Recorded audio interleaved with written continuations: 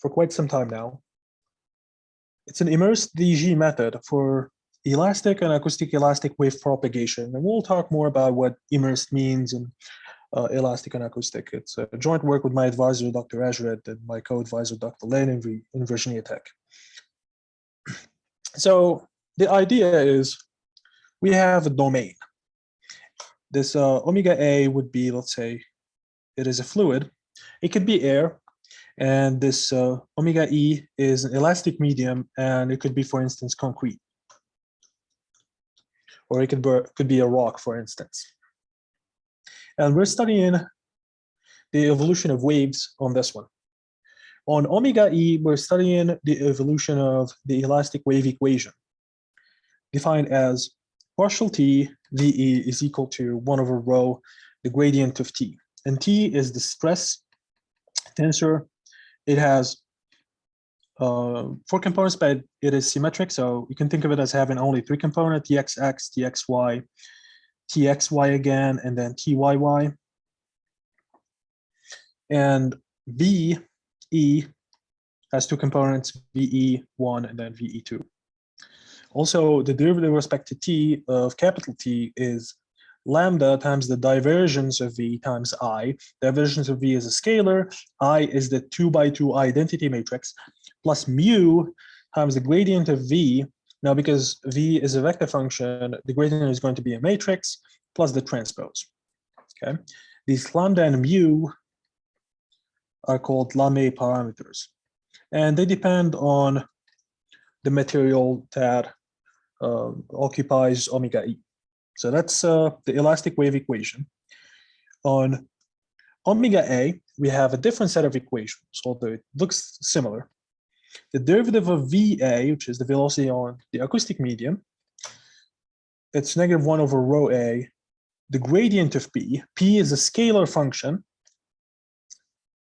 and the partial derivative of P with respect to time is some other constant, negative rho A C squared. The divergence of VA. Divergence of VA is going to be a scalar again. Now, if I look at how many equations I have 5 equations here. The reason why I have 5 equations is because I have 2 equations here, and then I have 3 equations here. Remember that T is symmetric, so only 3 components are important. On the second one, we have 3 equations.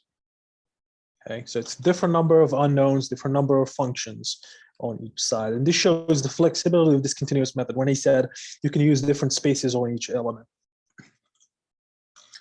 Furthermore, we have some interface conditions. So in this gamma, the velocity is normally continuous. It is not continuous, but VA times N times VE times N is equal to each other. And N is the normal vector. And negative Pn is equal to Tn. So these two are physical conditions. Also, they make sense mathematically because they give us stability.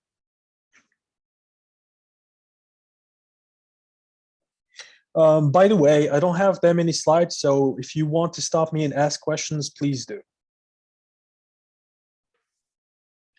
Okay, so let me just go back here for a minute. If you look at these two, they look different. First thing we want to do, we want to write them in a uniform way where they would look similar to each other. And that's we can do that using matrices. For example, the acoustic wave equation, we can just write it as partial UA plus a matrix AA. So whenever you see the subscript A, that means acoustic. Whenever you see E, that's elastic. Partial UA, partial X, and then BA, partial UA, partial Y. Okay. And this U has the 2 components of velocity and the pressure. So it has 3 components. And it doesn't matter what these matrices AA are. They are matrices that are simultaneously diagonalizable. Also, they have real eigenvalues. And we also have some initial condition and some suitable boundary condition. What I mean by suitable boundary condition, it's an inflow boundary condition like we have seen before. Okay, one more thing about this. There's a matrix A, there's a matrix SA, such that when you do SA times AA, so there's SA, there's symmetric positive definite. So that SAAA and SABA, they're both constant or independent of rho A, which is the density of the material, and C, which is the wave speed of that material. Okay, so we can just scale these two, and you can guess what SA looks like. So SA would be a diagonal matrix, and you will have rho A, and then 1 over rho A C squared on the diagonal. Okay.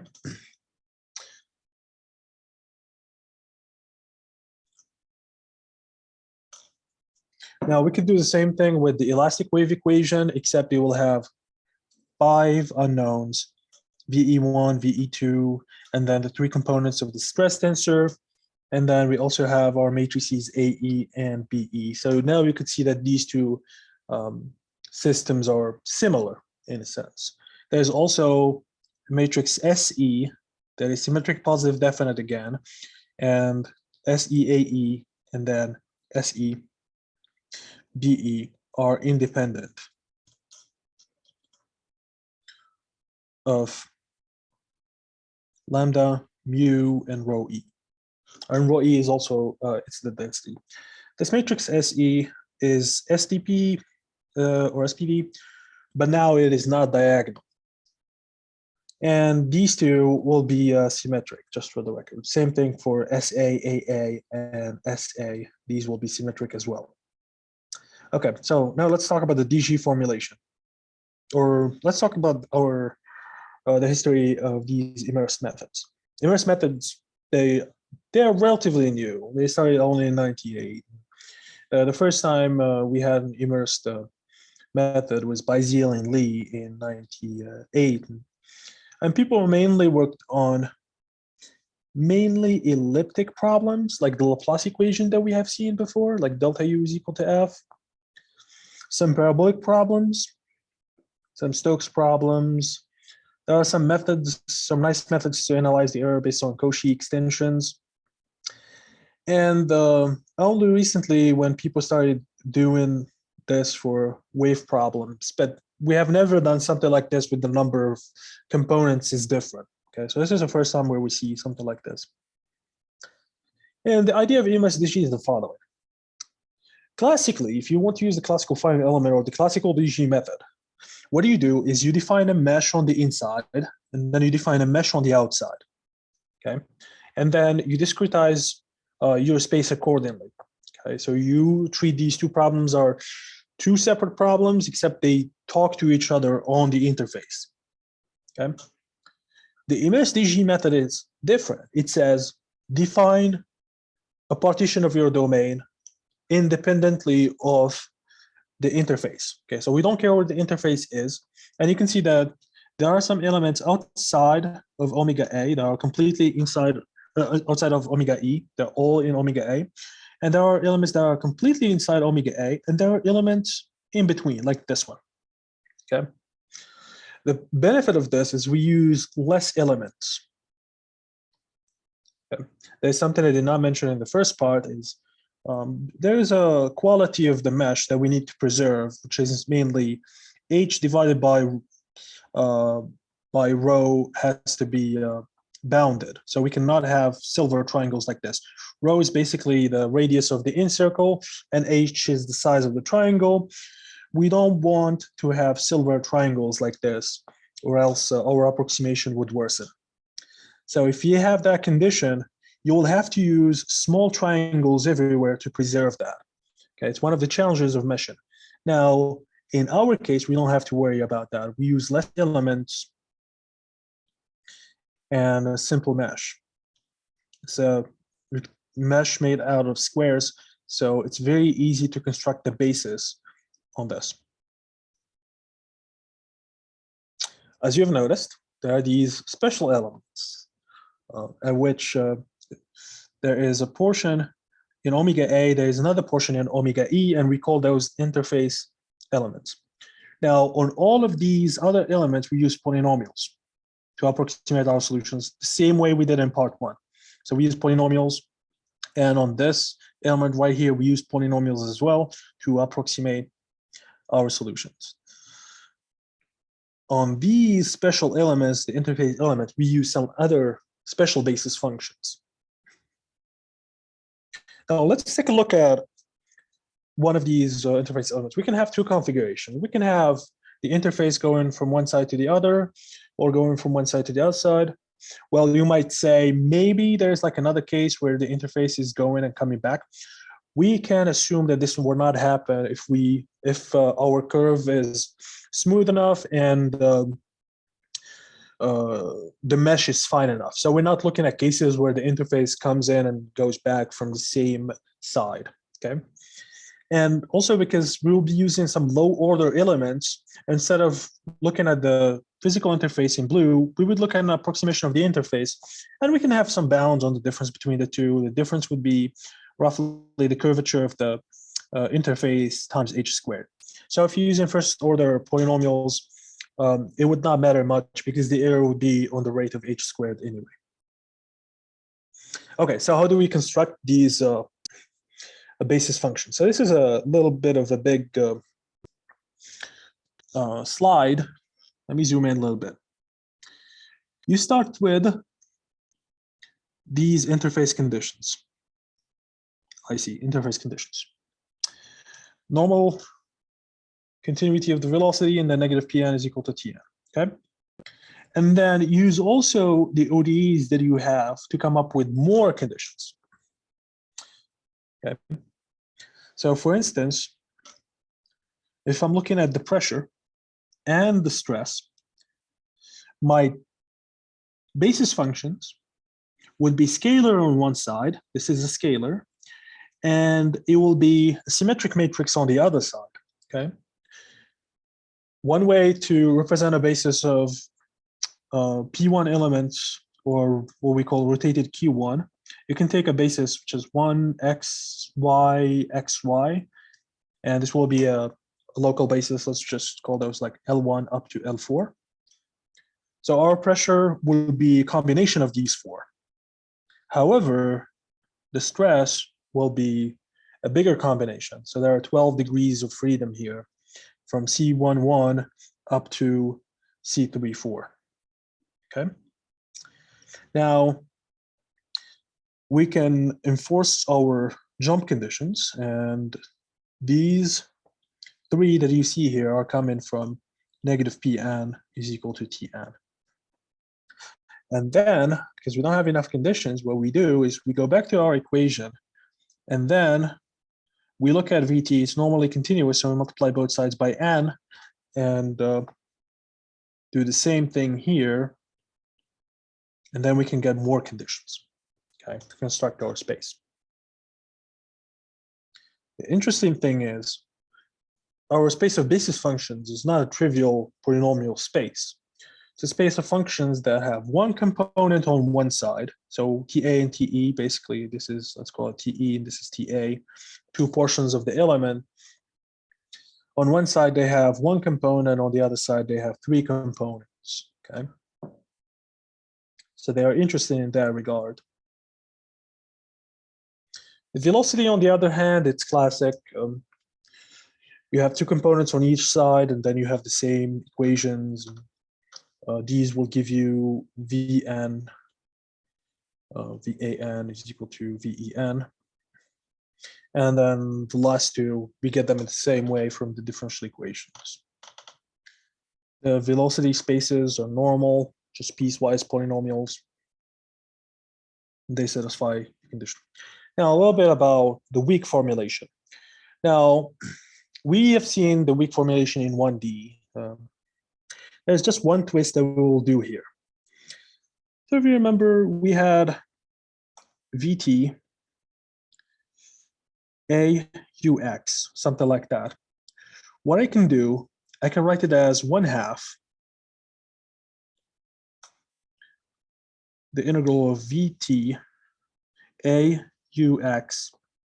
minus V transpose A with an X here, plus some terms on the boundary. Because I integrated by parts, but I only integrated by parts on 1/2 of this integral. So we can do the same thing in 2 dimensions. Also, another thing is that we are scaling these terms right here. So instead of multiplying by just v, we multiply by sv. And some people will call this a Petrov-Galerkin formulation because there's a small change in the basis. Okay, and then you will pick up some terms here. And this dn, dan or den would be nothing but a times n x, the first component of the normal vector, plus b times ny, the second component of the normal vector on the boundary. It's very simple to code when you're using like when you're using rectangles like us. Normal vector is just going to be either 0, 1, 1, 0, negative 1, 0, 0, negative 1, something like that. So it's very simple. Now, the cool thing about this formulation specifically is it avoids having any integral on any boundary, as we will see later on. Also, it's a skew-symmetric formulation, and skew-symmetric formulations are very easy to prove that the method is stable.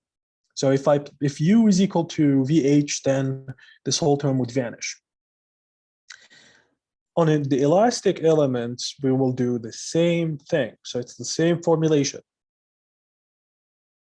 On interface elements, we will do the same thing, just divide it into two, use the blue formulation on TA, and use the red formulation on TE. So you don't change anything. The same formulation they use on the non-interface elements, you use it for the interface elements as well. So there is a consistency there.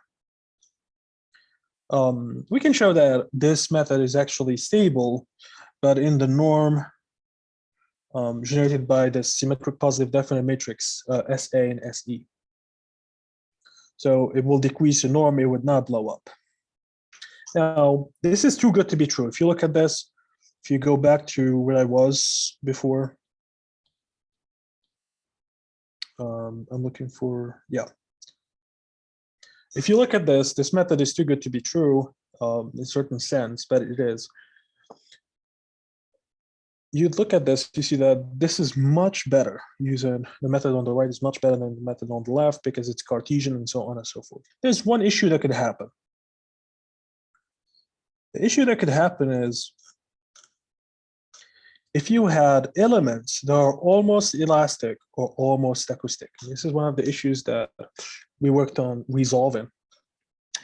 The issue here is you will have a bigger space than what you might need. What we do something called a selective orthogonalization. This selective orthogonalization, you would take the element that is bigger, and you say, okay, this is the element that I'm interested in, and then you look at an orthogonal basis of, let's say, the null space of A times V, and this A times, or AV, is coming from this system. This will be A times CV is equal to 0, or AV CV is 0. So you start by looking at a null space of this matrix. Now, elements of this null space can be decomposed into coefficients of the velocity on the elastic side and coefficients of the velocity on the acoustic side. And then you can just stack them in columns, and then you will have a basis, beta V. Now, what you can do, the mass matrix, which is the matrix that is defined as the L2 product of the basis, Phi, Phi, would be basically this coefficient, beta EV, transpose times M hat VE, and this M hat VE would be nothing but the integral of some special basis functions. So you just vectorize your LIs, and then you get this matrix. So you could think of this as a reference matrix to create your mass matrices. Plus the same thing on the acoustic side.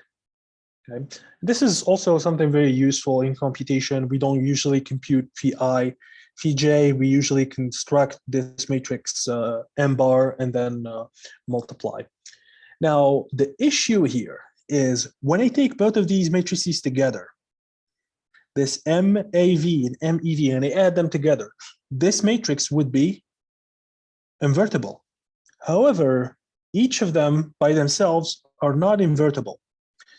So when this is very small, the second term is very small, my matrix MV would be a perturbation of a singular matrix. And this is a problem because it would worsen the condition number of matrix M, so it makes it harder to solve local problems. But even more than that, it will make it even hard to integrate in time. It would make the spectral radius huge. Okay, so when we do this, when we write it this way, there's this, I will not go through all the steps, but you can think of this as a variation of Gram-Schmidt.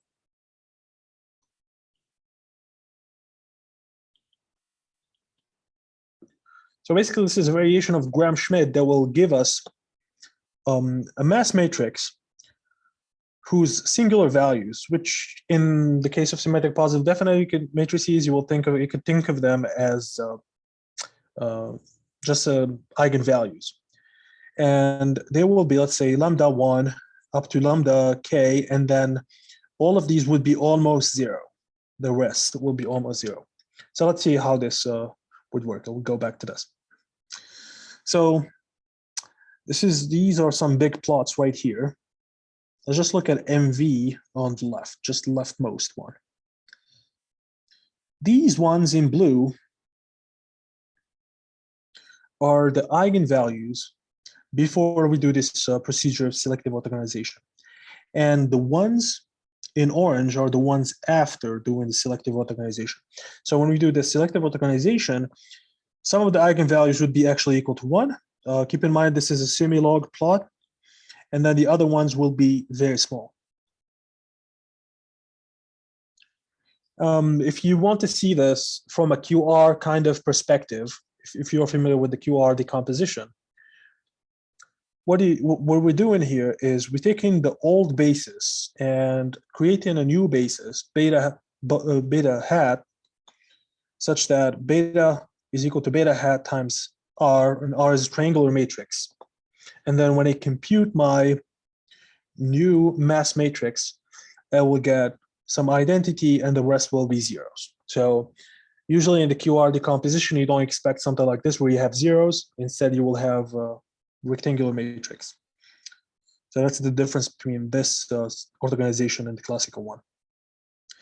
Okay, now we'll do something else called a QR reduction to solve the issue that we have. Here's what we do. We go back to something like this, a plot like this, where I have some eigenvalues.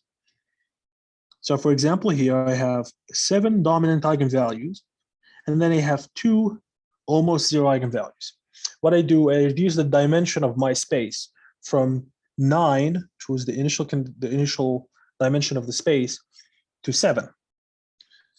This way my matrix would be well conditioned. All the eigenvalues will be 1. Now, the way we do it is, this might look like a pseudocode because it is, but the idea is you do a QR decomposition. And QR decomposition consists of Q, which will be unitary matrix. Q transpose Q is the identity. And R is triangular matrix. And then we look at R, and we look at the elements on the diagonal that are small, then we remove that column. That's it. That's all we need to do. Because if you remember, our beta V was C1 up to Cn. Okay.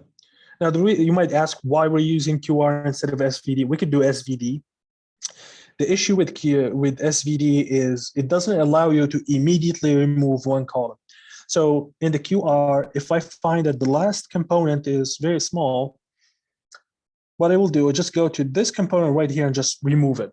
And everything that I have computed before would not go to waste. If you do the SVD, you will have to go back and compute your mass matrices, these MVs. But if you use QR, you don't have to. Actually, one of the questions that I'm still working on answering is why does the SVD and the QR behave very similarly? So if I plotted the singular values here, actually I'll find that they are almost the same, although it's usually unexpected for them to be the same. I'm still working on that. Now, there's another thing that would happen if you don't do this selective orthogonalization. What would happen is you will be solving the C prime of t is equal to kct. And if you don't apply the selective orthogonalization and the QR, just do it. And look at the eigenvalues of the matrix K. What happens is you will find some very big eigenvalues. And as we said before, we said that the time step delta t times the spectral radius, which is the biggest eigenvalue of the matrix K, has to be less than 1, okay? So for instance, if the spectral radius is 2000, your time step has to be 1 over 2000, which is very, very small and very expensive. But if you see, look at this, there are only a few rogue eigenvalues, just a few of them. So if we do the selective orthogonalization, what it will do on the global scale is it will take the degrees of freedom that we have, let's say 1602, and then it gives us 1593. So how many eigenvalues have we removed? We removed 9. And now the spectral radius was improved by a factor of 100. Okay.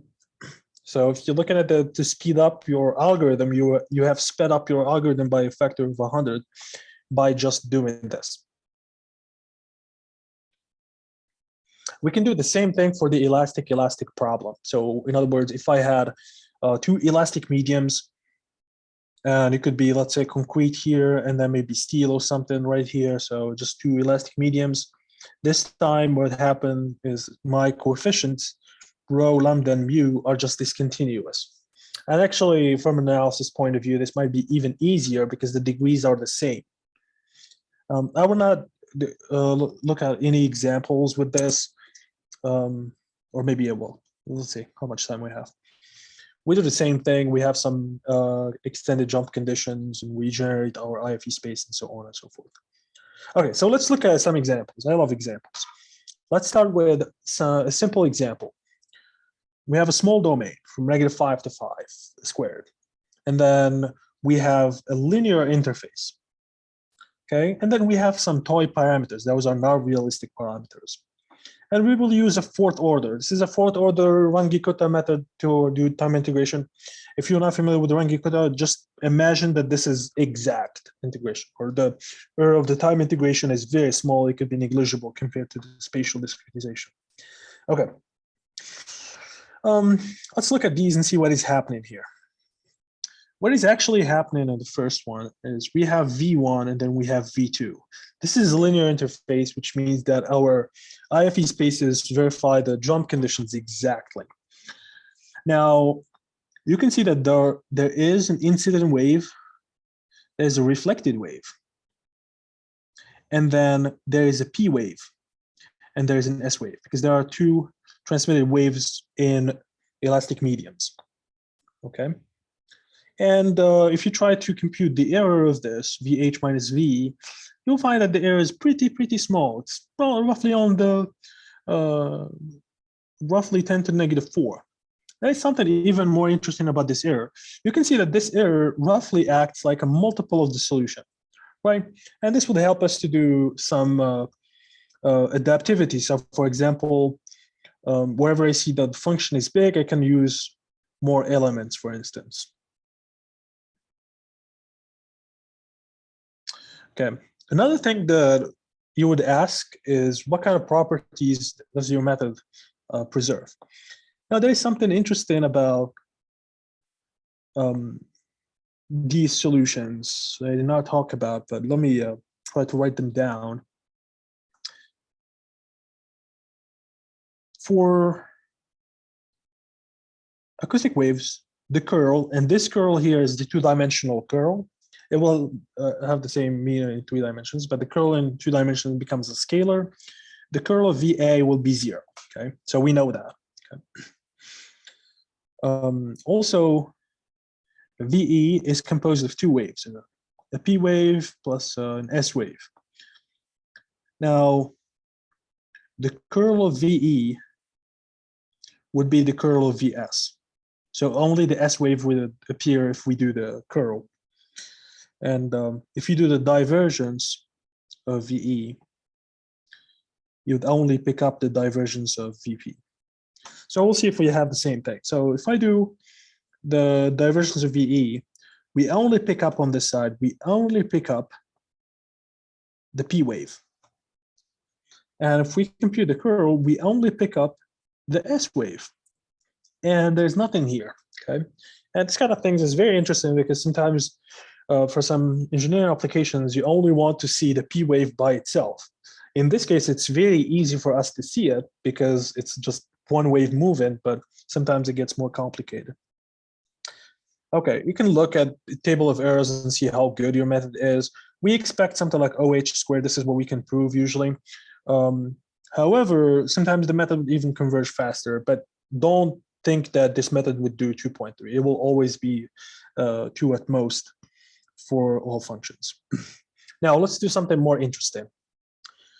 Let's do a circle with a certain radius, and same, we're still doing toy parameters. Scaling these just for presentation, there's a scale in there just to let you know. If you look at this, you could always see an S wave and then see a P wave moving first, and then our wave would move, and everything's gonna look nice. And this is a solution that we would obtain from a Fourier series. Unfortunately, the solution is so long, I cannot fit it in one slide. But I can show you how the solution looks like if you are interested. It will take multiple pages to write the solution. And actually computing the actual solution is far more expensive than computing the DG approximation. Now let's take it to the next level. Let's do something realistic. And this is where DG shows its power. Let's take a huge domain from negative 50,000 to 50,000. And omega E, the one inside, is a circle of radius pi times 10 to the fourth. So on a scale, it looks like this. The parameters that we'll be using are huge, 10 to the 10, 10 to the 10th, and almost 3,000. And those are the properties of rock. The properties of water are the order of 1,000. And the mesh size is not big, it's just 250 squared. So it's not a very fine mesh. 250 by 250, it's not big. The number of degrees of freedom, in other words, when I look at my system, C prime of t is equal to K times CT, or capital K times CT. This C has roughly 10 to the 6th, and roughly 1,000,000 degrees of freedom. For a problem this big, this is extremely small, actually. Okay, and our solution would still do well, actually, even for something like this. And you might want to look at slices of the solution. And you can see that the solution, the difference here would be also small on the level of 10 to -3 for the difference, okay? There's still some dissipation that would happen here at these boundaries, which is something that we expect, but overall, the method would do pretty good, even if you had like some discontinuities here. The method would still match what the solution looks like and what the physics does, okay? So here's what we did. We have a second order accurate immersed, and these shape functions don't have the same dimension, okay? So we usually tell people about DG that you don't have to use the same polynomial space. In this case, you don't even have to use polynomials. You can use like piecewise polynomials. They have different dimensions, okay? Now, I wrote this some time ago, actually. So I already made some advancements on these, on doing this in 3D. I think I wrote this almost a year ago, actually.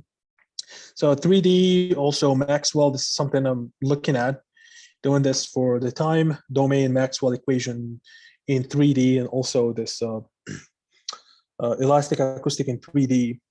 Error estimates for higher order. How does this look like for higher order?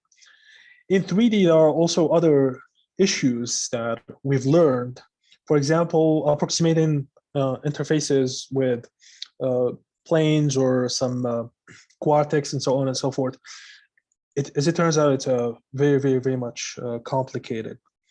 Applying this to Maxwell's equation is actually what I'm working on right now. I'm working on some other projects also, but this is mainly what I'm kind of working on. Okay, thank you. Do you have Thank any you, questions? Haroun.